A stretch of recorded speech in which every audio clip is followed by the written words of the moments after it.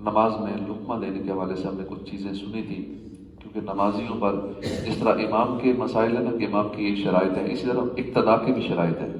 مقتدیوں کو بھی اپنی شرائط کا پتہ ہونا چاہیے کہ میں پیچھے ہوں تو اس طرح لقمے کے مسائل ہیں، لقمے کے علاوہ بھی کچھ اقتداء کے مسائل ہیں، اقتداء کی شرائط ہے، وہ شرائط ہر نمازی کو، ہر مقتدی کو جس نے پیچھے نماز پڑھنی ہے وہ شرائط بھی یاد ہونی چاہیے۔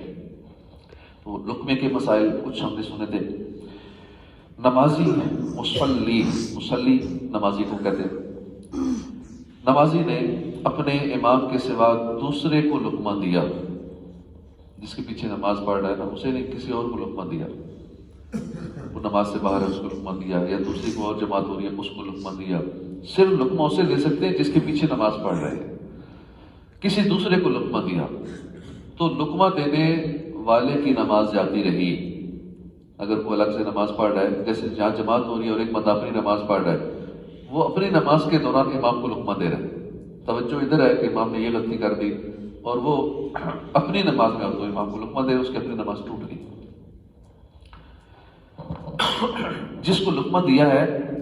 وہ نماز میں ہو یا نہ ہو، مقتدی ہو یا منفرد یا کسی اور کا امام ہو۔ یوں ہی رد المختار میں ہے، اور اپنے امام کے علاوہ کسی اور کو لقمہ دینا اس کی نماز کو فاسد کر دے گا،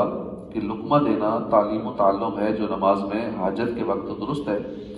اور یہاں حاجت نہ ہونے کے باعث نماز فاسد کرنے کا باعث ہوگا۔ ایسے ہی بحر میں ہے کہ اپنے امام کے غیر کو لقمہ دینا ان سب صورتوں کو شامل ہے، جن میں مقتدی کو لقمہ دے، منفرد کو لقمہ دے، یا غیر نمازی کو لقمہ دے۔ ایک بندہ نماز نہیں پڑھ رہا، ایک نماز پڑھ رہا ہے، وہ جو نہیں پڑھ رہا اس کو کوئی نصیحت کر رہا ہے تو اس کی اپنی نماز ٹوٹ جائے گی۔ یا غیر نمازی کو لقمہ دے یا اس امام کو لقمہ دے جس کی اقتداء میں نہ ہو، ان سب صورتوں میں نماز فاسد ہو جائے گی۔ نمازی جب اپنے امام کے سوا کسی اور کو لقمہ دے مگر بنیت تلاوت دے، بتانے کی غرض سے نہ دے، تو اس کی نماز فاسد نہ ہوگی۔ تلاوت کی نیت سے ہو تو پھر نماز نہیں ٹوٹے گی۔ فتاوی عالمگیری میں ہے، اگر اپنے امام کے علاوہ کسی کو لقمہ دیا تو اس کی نماز فاسد ہو جائے گی، لیکن جب اس کے سکھانے کی بجائے تلاوت کی نیت کی ہو تو نماز فاسد نہ ہوگی۔ اسی طرح محیط میں اپنے مقتدی کے سوا دوسرے کا لقمہ لینا بھی مفسد نماز ہے۔ اپنے مقتدی کا لقمہ لے سکتے ہیں، کسی اور کا لقمہ لیا تو امام کی نماز بھی ٹوٹ گئی۔ البتہ اگر اس کے بتاتے وقت اسے خود یاد آ گیا، اس کے بتانے سے نہیں، خود امام کو یاد آ گیا، اس کے بتانے سے امام نے عمل نہیں کیا تو پھر کوئی حرج نہیں۔ یعنی اگر وہ نہ بتاتا جب بھی اسے یاد آ جاتا، اس کے بتانے کو دخل نہیں، تو اس کا پڑھنا مفسد نہیں، یہ نماز نہیں ٹوٹے گی۔ فتاوی شامی میں ہے، ایسی صورت میں اگر امام کو لقمے کی وجہ سے یاد آیا تو مطلقاً نماز ٹوٹ جائے گی، فاسد ہو جائے گی،